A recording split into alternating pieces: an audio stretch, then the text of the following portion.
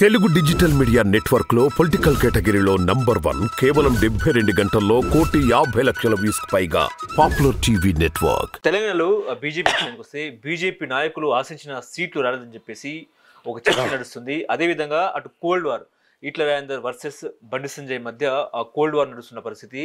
Bandi Sanjay ఉన్నప్పుడున్న BJP, బండి సంజయ్ని తీసేసిన తర్వాత ఉన్న బీజేపీ పరిస్థితి ఏంటి?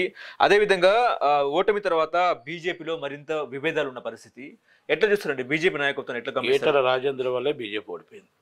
ఈటల రాజేంద్ర ఒంటెద్దు పోకడ వల్ల బీజేపీ ఓడిపోయింది. ఒక ఆర్ఎస్ఎస్ నాయకుడుగా, నీతి నిజాయితీ గల నాయకుడుగా, నీతికి నిజాయితీకి మారిపోయిన బండి సంజయ్ ఒక పని చేసేవాడికి తిట్లు అంటారు.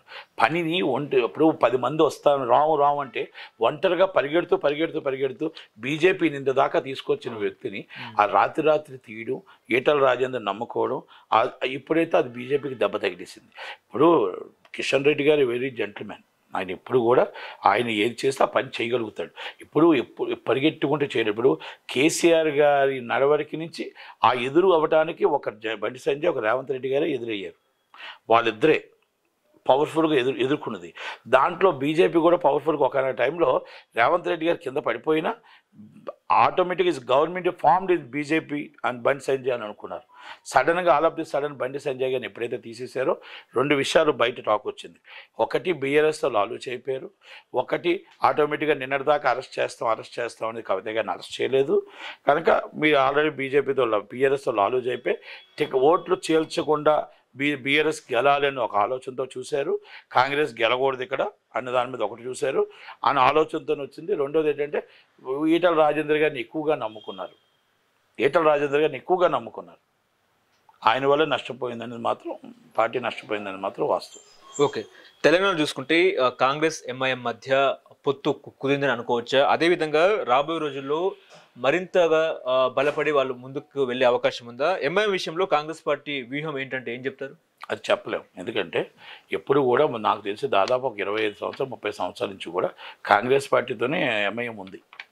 కాకపోతే కిరణ్ కుమార్ రెడ్డి గారి దాంట్లో కొన్ని అభిప్రాయ భేదాలు వచ్చాయి. దానివల్ల బయటికి రావాల్సి వచ్చింది. తర్వాత టీఆర్ఎస్ సపోర్ట్ చేశారు.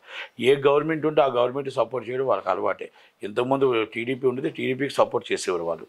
తర్వాత వాళ్ళు ఏ పార్టీ ఉంటే ఆ పార్టీతోనే సపోర్ట్ చేసుకొని వాళ్ళ అభివృద్ధి కోసం వాళ్ళు చూసుకుంటారు. కనుక వాళ్ళు గవర్నమెంట్ ఉన్నదాన్నే గవర్నమెంట్ సపోర్ట్ చేసుకుంటారు.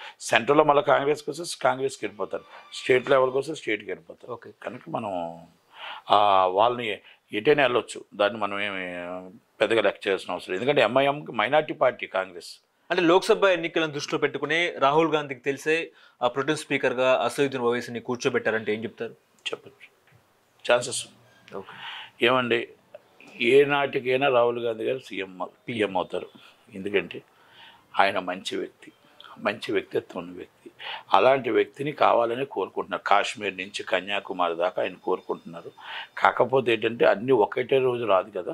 2024 ఎంత దాకా వస్తుందో మోడీ గారికి కూడా మంచి చరిష్మా ఉంది. మోడీ గారిని కూడా మనం ఏమి తక్కువ అంచనా వేయడానికి లేదు. ఎందుకంటే మోడీ గారు ఇంకా 2 years ఉన్నారు కనుక అవన్నీ కూడా మనం చూసుకొని బేర్ చేసుకుంటే కాంగ్రెస్ పార్టీకి ఎక్కువ అవకాశాలు కనబడుతున్నాయి సెంట్రల్లో.